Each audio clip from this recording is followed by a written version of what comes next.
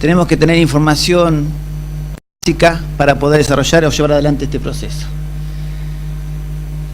Me pareció interesante y desde el 2014 para aquí fui recogiendo qué pensábamos los médicos en cuanto a esta situación y se reflejaba un poco lo que comentaban los pacientes, lo que contestábamos los médicos cuando un paciente nos preguntaba sobre el uso medicinal del cannabis.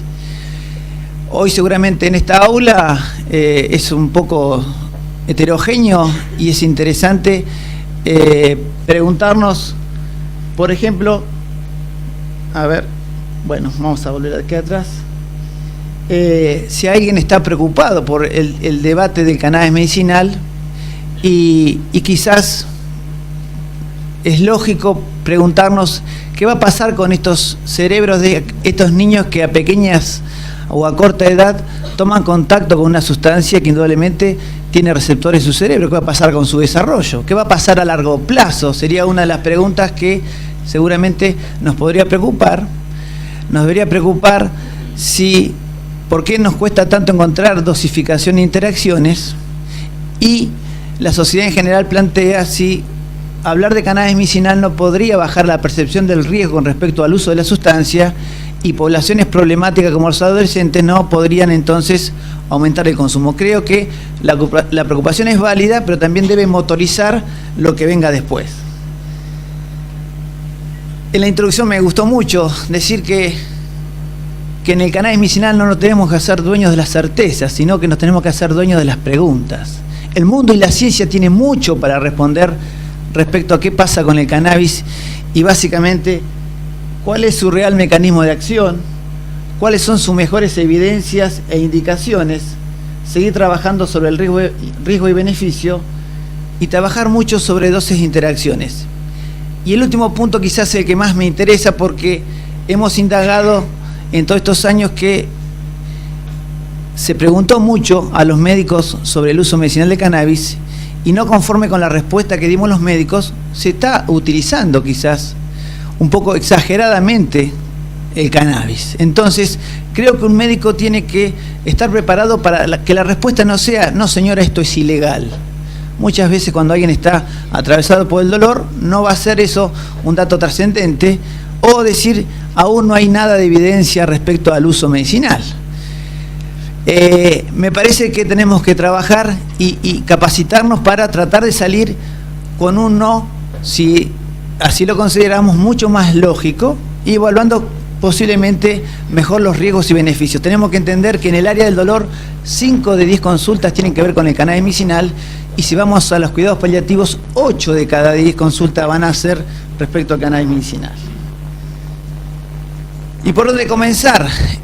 Bueno, Susana fue muy gráfica y muy profunda y completa respecto al sistema endocannabinoide. Creíamos nosotros que en el 2014 lo que debía ingresar era ese desafío del sistema endocannabinoide y entender la complejidad, y no solamente la complejidad de este sistema, sino que es estratégico en las áreas que está localizado. Básicamente desde el nivel celular, y llegamos y vemos que en la mitocondria ya hay receptores para cannabis. Si vamos a los tejidos y puntualmente encontramos receptores en todo nuestro organismo, pero hay áreas muy particulares donde esos receptores están en mayor concentración, y fue muy clara también Susana en entender que desde el receptor, los ligandos endógenos, las vías de biosíntesis y de biodegradación van a ser claves blancos para futuras estrategias terapéuticas. ¿Y en qué patologías? Patologías fundamentalmente neurodegenerativas, oncológicas e inmunológicas. Fíjense si desde la ciencia o de este nuevo médico que queremos formar, cuántas respuestas debemos dar a diario a patologías crónicas, y muchas veces nos vemos con herramientas insuficientes. Y a mí me toca esto respecto a por qué podría utilizarse en dolor, pero cuando uno se vuelca a la educación de este médico joven, yo ya no veo el dolor como una situación de una medicina muy intensiva sobre el dolor, sobre una molécula, sobre una nueva forma de punzar cierto plexo braquial. Yo considero que este nuevo médico o paradigma médico debe hacer mucho hincapié en el dolor. Nuestros primeros ejercicios en el 2014 tuvieron que vincular al cannabis con los cuidados paliativos, y me parecía que ya, por lo transitado del debate, hoy nos teníamos que ya involucrar con el dolor neuropático, con aquel dolor crónico que muchas veces nos lleva al fracaso. O sea que yo veo al dolor como el que genera un modelo de médico muy particular, un médico necesario para la etapa que nos toca transitar. Y creo que para mí el cannabis medicinal es un pretexto, un desafío que me permite hacer esto en un aula de la facultad. Y fíjense que claro, si uno analiza a la neurona aferente primaria, que es la primera que va a ingresar esta información dolorosa, y la sigue en su recorrido por todo el neuroeje hasta llegar a la matriz dolorosa cerebral, donde seguramente hay fenómenos sensitivos, discriminativos, pero muchos también emocionales, y vemos que en todo ese recorrido hay receptores para el cannabis, o sea que de alguna forma el sistema endocannabinoides va a poder modular esa señal dolorosa. Por supuesto que consideramos que va a ser una gran herramienta o con mucho futuro en lo que es el manejo del dolor. Y también debo rescatar que en esa señal dolorosa empieza también, y es una de las que perpetúa el dolor, la señal inflamatoria. Entonces, entender que estas células inflamatorias que acompañan a la neurona tienen receptores para el cannabis, por supuesto que también eso le da un plus en el uso. O sea, tenemos una vía dolorosa complementándose con una vía inflamatoria y ahí actuando el sistema endocannabinoides. Pero los desafíos en nuestra facultad no es generar un médico canábico. Nuestro desafío en la facultad es tener un paradigma médico que tenga la capacidad de discutir moléculas controversiales. Y yo les dije, en los primeros 2 años trabajamos mucho sobre los cuidados paliativos, que nos aportó mucho a ese modelo de médico que queremos generar, y me parecía que nos estamos acercando al dolor neuropático. Y uno de mis alumnos, que hoy ya es un destacado diabetólogo, le planteé el desafío: Santiago, el doctor Lima, ¿te animás a generar un debate profundo sobre dolor, polineuropatía diabética y cannabis? Considerando que es un referente y muy buen docente, y por supuesto que al profesor no sabe decirle que no, eso es muy bueno que suceda, me dijo, tomó el desafío, y esto va también porque muchas veces uno ve vinculado al cannabis dentro de las enfermedades raras. Y tomé la diabetes como desafío, porque yo creo que a corto plazo vamos a ver que la enfermedad dolorosa es seguramente la mayor indicación de cannabis medicinal en el mundo. Entonces la población diabética, y fíjense la proporción de diabéticos que hay en Argentina, que no escapa a la proporción de diabéticos que hay en el mundo. 10.2% de nuestra población va a ser diabética, y fíjense que es una complicación, por supuesto, que extremadamente frecuente, y después de 10 años de diabetes, seguramente un 50% de estos pacientes van a ser atravesados por el dolor neuropático. O sea que estamos hablando de una patología de alta frecuencia y de una molécula a utilizar en miles de pacientes. Digo esto porque eso parece no haber sido contemplado en la ley cuando habla de la gratuidad del producto. Y más allá que el dolor neuropático me enfrenta a mí a un aparato sensorial enfermo, somatosensorial, sigo insistiendo que este alumno debe revisar a diario o en cada consulta el pie de nuestros diabéticos. O sea que este es un pretexto para preguntarle a esos diabetólogos si en cada consulta hacen el examen neurológico completo de ese pie diabético para ver si ya aparece aquí el aparato somatosensorial enfermo, y entonces sí ponernos a discutir las moléculas de tratamiento. ¿Y por qué uno piensa que el cannabis, haciendo una especulación, podría aportarnos algo en este tema? ¿Quién no ha entrevistado a un diabético que referencia claramente que se levanta a la noche a caminar en un piso frío y lo que significa en su humor no poder descansar? O sea, dolor, trastornos del humor y trastornos del sueño son una triada clásica del dolor neuropático y una triada clásica de nuestros pacientes diabéticos. Y Santiago, así como me dijo por la mañana que estaba dispuesto a dar el debate, ya por la noche me estaba llamando para decir que no tenía sentido el debate, que había hecho una revisión rápida y que no había encontrado en la última guía americana y en la revista Neurology algo que avalara dicho debate. Pero analicemos la conclusión. Dice claramente que las moléculas de primera o segunda línea, sean estas antidepresivos, antiepilépticos, opiáceos, tienen un impacto mayor que el placebo en cuanto a la mejoría del dolor neuropático, pero, sin embargo, poco pudieron demostrar en cuanto a la mejoría de calidad de vida. Los estudios son de corto plazo y, por supuesto, que tienen muchos efectos adversos, más cuando se vinculan estos pacientes con los opiáceos. O sea, que eso nos dio una ventana y ya al otro día Santiago seguía motivado a tratar de traer este debate a nuestra casa. Y fue un poco más allá Santiago. Dijo, bueno, hagamos un análisis crítico de herramientas tradicionales. Y buscó una frase que es contundente de este artículo que dice, abrazar los fracasos para empezar a encontrar un camino hacia el éxito. Y en abrazar los fracasos se dio cuenta de un dato que es contundente. ¿Qué tomamos como éxito los médicos en el dolor neuropático? Muchas veces tomamos impactos promedios en dolor. Pero cuando llevamos este dato duro a lo que es calidad de vida, fíjense que para un paciente que una molécula impacte en su calidad de vida significa que descendió en más del 50% su dolor.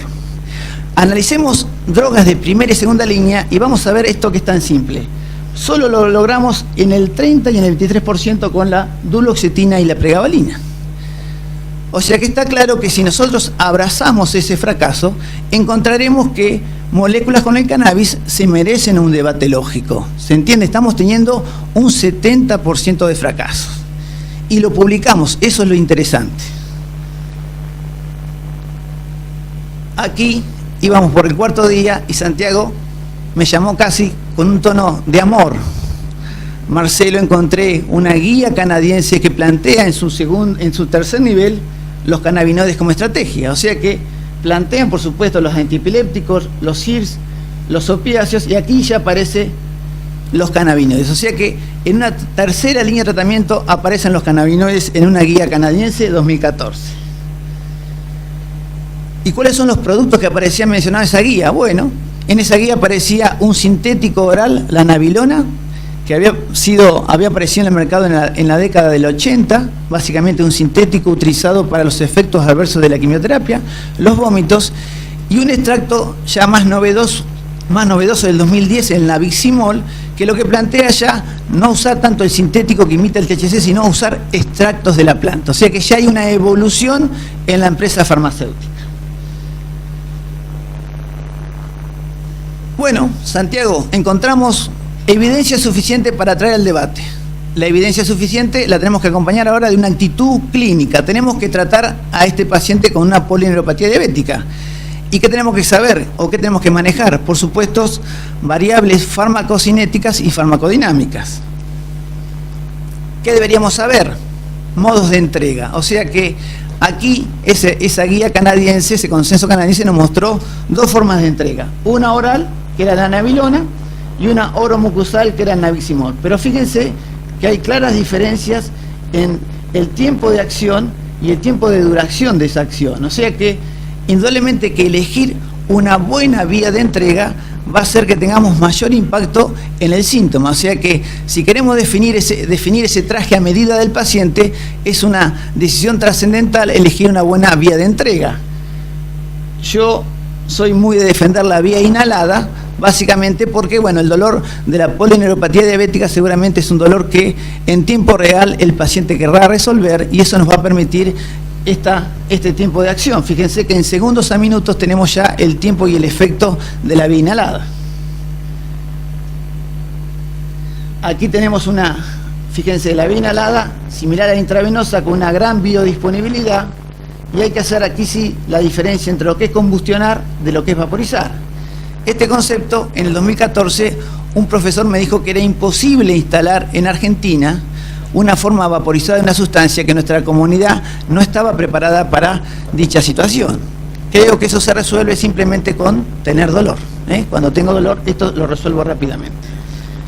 Fíjense que cuando comparo con la vía oral, acá tengo mucha menos biodisponibilidad y encuentro una situación de una alta variabilidad intrapaciente e interpaciente, porque ya involucro metabolitos hepáticos. Entonces aquí seguramente me va a costar mucho más encontrar la dosis, y los tiempos de definir dosis van a ser mucho más prolongados. Y quizás Una de las grandes críticas que tiene, por eso dentro de la preocupación, es la falta de evidencia o de soportes con ensayos clínicos de buena calidad. ¿Dónde se nota ese déficit de ensayos clínicos? En la dosificación. O sea, si es un lugar donde encontramos que pedimos a grito el ensayo clínico, es cuando queremos dosificar la evidencia que existe. Y tomo un trabajo observacional de la doctora Silvia Kochen, las dosis iban de 50 a 500. O sea que imagínense que en esa variabilidad nos va a costar trabajar mucho el síntoma. Muchas veces en este posgrado que nosotros desarrollamos en la facultad, los alumnos preguntan, y bueno, ¿cómo haces para salir de esta situación de variabilidad de dosis? Sigo pensando que es elegir bien el paciente la clave para que esa variabilidad de dosis no impacte tan negativamente en la indicación. ¿Y cuáles son los cuidados que debemos tener? Lo primero, esto que decía yo, el primer cuidado que hay que tener es elegir bien el paciente. O sea, buscar las evidencias que más avalan el uso del cannabis. Y fíjense que no es casualidad que en el 2014 hicimos todos los ensayos vinculados a lo que es patología oncológica. Porque la evidencia en el cual yo me había formado en Canadá vinculaba mucho a la patología oncológica. Fíjense, efectos adversos de la quimioterapia, dolor y cáncer, y muchas veces nuestros pacientes oncológicos también tienen dolor neuropático y también tienen este síndrome de desnutrición asociado al cáncer. O sea que había muchos datos que nos hacía tratar de ejercitar ese vínculo entre el cannabis y el cáncer. Y por supuesto que hay evidencia emergente con respecto a otras patologías. Ahora, Argentina transita hoy productos no estandarizados. Nos cuesta mucho más vincular a un paciente con un producto no estandarizado y este tipo de indicaciones que tienen poca evidencia. Ahora, fíjense que para lo que era evidencia emergente en el 2014, la epilepsia refractaria fue lo que condujo a nuestros diputados a sancionar una ley. Uno diría que tiene que ver con la evidencia, pero mucho más tiene que ver con el amor de las madres y el empuje, porque es indudable que la sociedad de neuropediatría aún al día de la fecha no ha visto con muy buenos ojos la indicación de la epilepsia. Pero bueno, las madres lograron eso que la ciencia a veces les cuesta lograr. Efectos adversos, por supuesto, los tiene. Fíjense que cuando uno vaporizaba a un paciente rápidamente podía encontrarse con esto. Pero si no elegí bien el paciente y la consulta fue de un adulto mayor que me consultaba por dolor de artrosis, ¿será trascendente que este paciente pueda tener estos efectos negativos? Y sí, pero no tiene que ver con la toxicidad de la sustancia, tiene que ver con que elegí muy mal el paciente, entonces este abuelito lo puse yo a tener un fenómeno alucinatorio o se me hipotensó y se me fracturó. Eso no habla de la toxicidad de la sustancia, sino que habla muy mal de la elección del paciente. Este es el concepto que me parece que es más profundo a tener en cuenta, o sea, los pacientes que buscan hoy medicina canábica tienen mucha comorbilidad y tienen mucha polifarmacia. Entonces eso habla que si aún la ciencia tiene mucho por responder a interacciones, es un dato a tener en cuenta cuando voy a definir la indicación de cannabis. Y esta es quizás la hojita que no nos puede faltar hoy, aunque se tenga un producto no estandarizado. Todas nuestras historias clínicas de quienes hacemos dolor o nos vinculamos con algún tipo de patología neoplásica, a nuestra historia clínica no le puede faltar esta información. Simplemente calificar muy bien el dolor, el sueño, el humor, el apetito, que dijimos que era uno de los grandes motivos por el cual hacemos participar a esta sustancia. Evaluar cuál es su impacto en su vida diaria y laboral. Esto es algo que relatan claramente y es anecdótico, y acá estoy en una casa de la ciencia, pero muchas veces ese paciente neoplásico avanzado, que no se levantaba ya a comer, y que a partir de la utilización de un cannabis no estandarizado, volvió a la mesa. Es un dato anecdótico, pero creo que es profundo en lo que es nuestra formación como médicos y nuestra necesidad de generar calidad de vida y calidad de muerte. Siempre tenemos que estar muy pendientes de el potencial abuso. Nosotros prendíamos una alerta en Canadá cuando un paciente usaba más de 3 gramos diarios y llevar registros de dosificación tradicional. Y siempre digo esto porque dijimos que la consulta del paciente era de alta frecuencia, y a mí me da mucha alegría cuántas veces aborto un uso inadecuado de cannabis. O sea, en esa pregunta con tanta frecuencia, uno revisando estrategias tradicionales, uno ve que no usaron bien la primera línea o la segunda línea, y que bienvenido sea que el paciente venga a la consulta por cannabis medicinal, porque se pueden hacer algunos ajustes en esas líneas y encontramos muchas veces el beneficio, y al mes el paciente nos llama diciendo: pensé que no había más nada, y simplemente lo que estaba quizás con una dosis subterapéutica y ajustando esas líneas encontramos una respuesta. O sea, el cannabis medicinal, sigo pensando que muchas veces es un pretexto para acercar al paciente a una pregunta y los médicos tener una respuesta adecuada, pero no desde la medicina canábica, sino muchas veces de la medicina tradicional.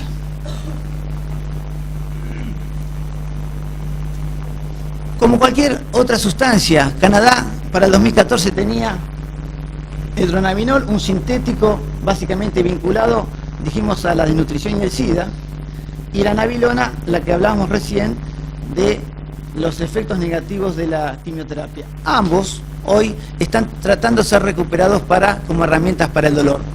Lo hacen a un alto costo, y uno tiene que entender que cuando uso un sintético, por ejemplo la nabilona, yo voy titulando la dosis y no me puedo pasar de 6 miligramos porque seguramente rápidamente tengo el efecto psicoactivo. O sea que yo tengo que entender que si uso un sintético, seguramente voy a tener efectos, y los canadienses dirían, camino hacia la analgesia, me choqué con la psicoactividad. O sea que el sintético un poco me expone a esa situación, donde subo la dosis me encuentro con el efecto negativo.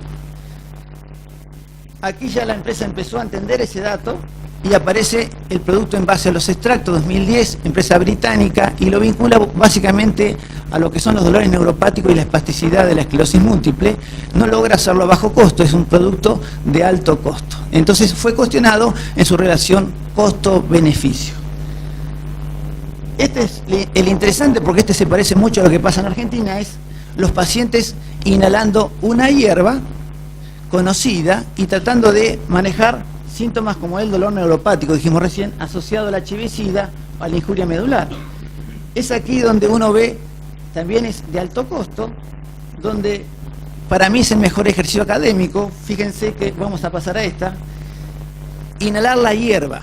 O sea que a nosotros nos llegan los pacientes diciendo que ya vienen consumiendo. La respuesta nuestra no fue la adecuada cuando nos preguntaron sobre la posibilidad, y ya el paciente viene consumiendo un producto en base a cannabis. La pregunta, ¿eso sería cannabis medicinal? Porque el paciente ya viene consumiendo cannabis. Y uno va sobre la definición. Cannabis medicinal significaría producto legal y estandarizado, más médico que acompañe. O sea que el paciente viene consumiendo una sustancia con fines terapéuticos. No sería cannabis medicinal. Entonces, eso sí hay que explicarlo, y hay que explicarle al paciente lo trascendente de encontrar cómo están distribuidos los quimiotipos de ese producto. Porque la gente habla de aceite como si hubiera un solo aceite. Bueno, básicamente el efecto va a estar definido por la concentración del THC, del CBD, o aquí que hay una forma equilibrada, o sea, de la distribución. Y aquí sí tenemos un trabajo hecho por la Facultad de Exactas de La Plata. Encontramos que el 80% de los aceites por el cual se vinculaban los pacientes en La Plata tenían un predominio de THC. Entonces, si yo elijo mal el paciente, seguramente voy a tener fenómenos de psicoactividad, porque lo que hay son aceites donde predomina el THC. Aquí tenemos el ejemplo típico de los aceites que reciben los niños para la epilepsia. Son aceites ricos en CBD. Así, ese dato es trascendental.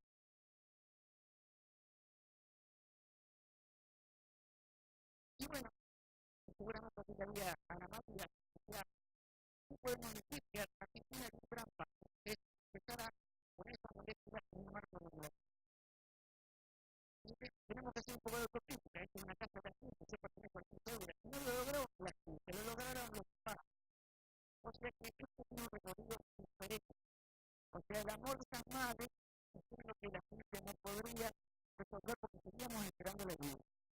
Y está claro que el primer paso era lograr la ley, porque ese es el primer paso de cualquier sociedad científica respecto al uso medicinal de cannabis. Había que lograr la ley. Esta ley parece imperfecta, pero los canales tratando de activar educación y investigación. Creemos que después de que el programa nacional se ha tomado como un docente, como alguien que va a encargar de la capacitación de los médicos del país, pero me parece que también el rol de la sociedad científica va a ser trascendental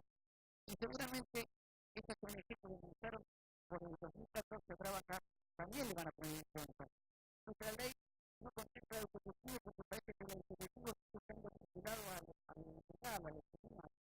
Yo quiero decirles que el ejecutivo en las sociedades que nos conocen era parte de una respuesta rápida. O sea, es parte donde el paciente está involucrado en un proceso que lo que sí es cierto, y esto también nos va a servir para entender, es que el Estado tiene que estar pendiente de la calidad de proceso. O sea, que no es un ejecutivo no controlado, es un autocultivo donde nuestras facultades le dan estándares de calidad.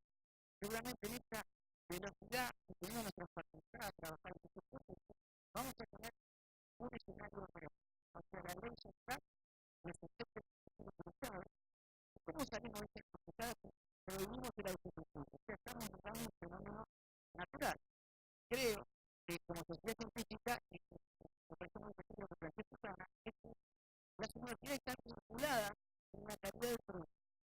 Me parece que esa sería la opción C de la cual tenemos que aprovechar y ojalá este marco regulatorio haga de una modificación o desde nuestro programa de capacitación médica se pueda trabajar. Yo les pido a las sociedades científicas que sigan trabajando, que se involucren en el proceso porque creo que de esto, lo que esta ley, respecto de la ley, no son ni buenas ni malas. Están y nosotros las debemos volver una fuente de acceso del producto a los pacientes, si no, esto se transforma en una batalla.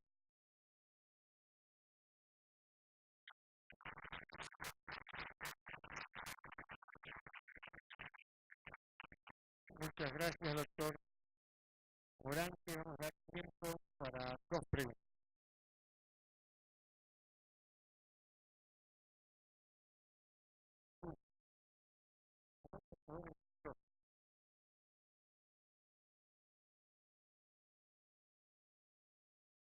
Bueno, muchas gracias por la exposición. Quiero preguntar cómo se regula hoy la participación de los diferentes fenotipos. No digamos que los fenotipos, las diferentes concentraciones de THC, de son muy diferentes. Como eso regula, como se no controla el ejecutivo, se puede solucionar. Nosotros debemos saber que el ejecutivo era posible y que esos aceites se van a parar de ejecutar. Eso sería una carrera o podría trabajar un programa para que pueda hablar de hoy la ley contempla un uso vinculado a los derechos sociales.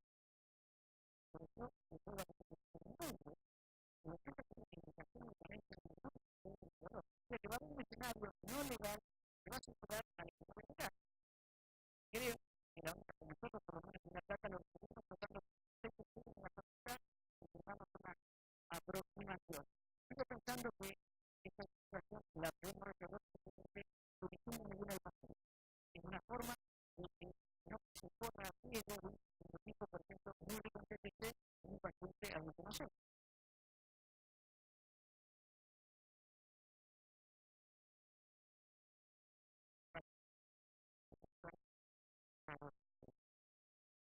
Quería hacer una pregunta. ¿Cómo acerca de que se paciente de la gente menor porque no lo contempla en el programa de psicoeducativa, solo artista de selección refractaria y una salida también de selección refractaria de la refractariedad también por ser una crítica a 2 años. Hoy en día se está hablando que no se puede negar esta de síndrome de gravedad y de neoplasia, hablando de selección refractaria que tiene que ver con una evidencia no suficiente pero bastante sólida. Mi pregunta era por los pacientes consultan y con este PAN, nuestro registro de pacientes para hacer investigación no los contempla todavía el dolor. ¿Y cuáles son los criterios de indicación de canal inicial dolor, digamos, por el fracaso de qué medidas terapéuticas del medicamento? Yo creo siempre dos cosas. Nos podemos quedar en la crítica de una conducta por ser proactivo y generar el cambio. Creo que el programa nos da esta oportunidad. Esta ONG que te digo que tiene que seguir trabajando en un consejo ejecutivo, tenemos que salir identificados. La ley plantea en base a la evidencia, entonces es un intento. La ley al poner en base a la evidencia, algo tiene que tener una institución de evidencia. Entonces creemos que de esta trampa que salimos. Hoy uno piensa que el tener que importar un producto hace que uno tenga que entender que el problema de salud pública no es el único de canal nacional. Porque no puede importar un producto a $500 con dificultades por patologías prevalentes en el Chaco. Eso sería un poco, pero bueno, creo que cuando se produzca el Producto Nacional a través de los laboratorios públicos, ahí va a ser una salida. Hoy parece una exageración ir contra el programa de los cuidados paliativos e importar lo que esto parece que lo que es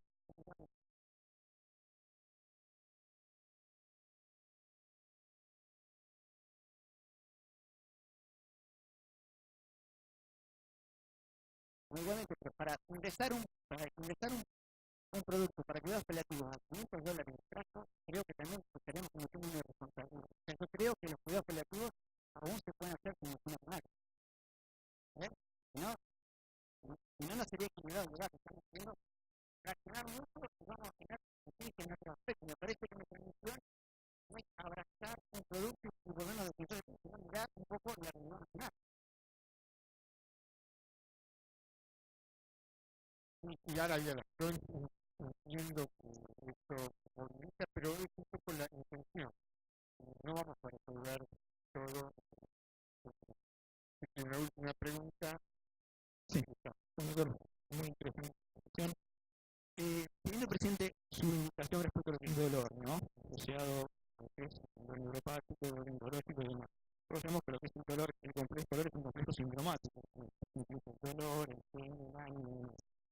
Hay estudios comparativos que comparan a estos compuestos sintéticos cannabinoides respecto a parámetros eficaces contra el dolor, llámese antiepilépticos, antidepresivos, porque decir que es eficaz para el dolor es como quedarnos cortos, el dolor es un complejo, ¿no? Usted mismo dijo que en la calidad de vida no solo bastaba con bajar el dolor, sino que la calidad de vida está influida por el ánimo y muchos factores más, La pregunta es muy interesante. Creo que no solamente falta la evidencia, sino que cuando uno recoge la evidencia, encontramos evidencia en lugares sintéticos, extractos, aceites, ya que la evidencia del programa científico fue medido con distintas estrategias que hacen que uno posiblemente podría pensar que son distintos químicamente. O sea que creo que este es un salto de calidad en la evidencia futura. O sea, que haya una comparación entre los extractos de sí y a su vez dentro de la estrategia comparar al antiepiléptico, al antidepresivo versus el cannabis. Hoy esa evidencia no existe en el mundo. Muchas gracias. Muchísimas gracias. Y le vamos a dar la palabra al doctor Jorge Garramuño, médico